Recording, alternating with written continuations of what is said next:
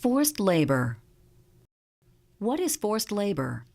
According to the International Labor Organization, or ILO, forced labor is defined as a situation where persons are forced to work through the use of violence or intimidation, or by more subtle means such as accumulated debt, withholding identity papers, or threats of deportation.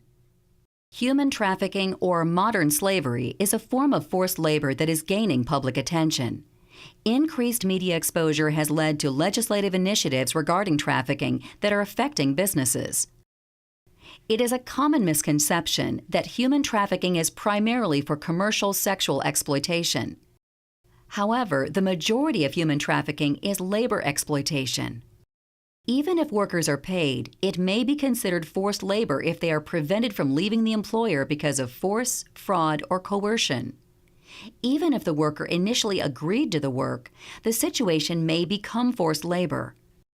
Forced labor can include forced, bonded, or indentured labor or involuntary prison labor, forced and/or mandatory overtime, confiscation of government-issued identification, passports, or work permits as a condition of employment, or fees for housing, food, securing work beyond what local law allows, which can become debt bondage.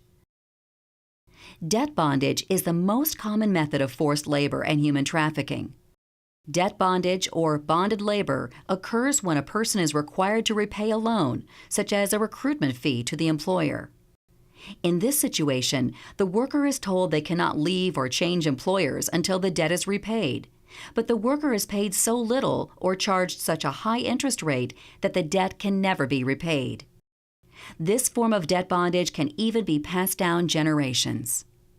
Certain groups are more vulnerable to forced labor due to social exclusion, discrimination, and poverty. Businesses are particularly vulnerable to forced labor violations when they use subcontracted labor recruiters because they have less control over the recruitment and employment contracts of the workers. If your company utilizes labor recruiters, you must ensure that they are compliant with your employment policies and relevant local laws. Companies may be held responsible for the behavior of subcontractors. Consider this example. Workers in a factory are discovered to be victims of forced labor. The workers were held in debt bondage and faced threats, coercion, and violence to increase productivity. Even if the workers were employed illegally by a subcontractor without the parent company's knowledge, that company may face charges, large financial penalties, and major reputational damage. Forced labor can exist in any industry, in any region in the world. It's often seen in the sub-tiers of the supply chain and is hidden and hard to find.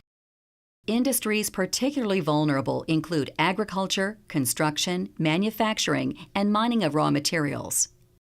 To prevent forced labor violations, a company should comply with country-specific laws, establish a zero-tolerance policy for forced labor, observe ethical recruitment practices, provide workers with written employment contracts in a language they understand, guarantee workers always have access to identity documents, ensure recruitment fees are paid by the company rather than the worker, conduct audits of facilities and suppliers to ensure forced labor is not being used, and cascade these expectations to management, suppliers, subcontractors, and business partners.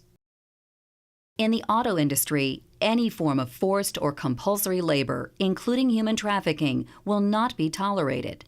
Standards must be upheld and cascaded throughout your supply chain.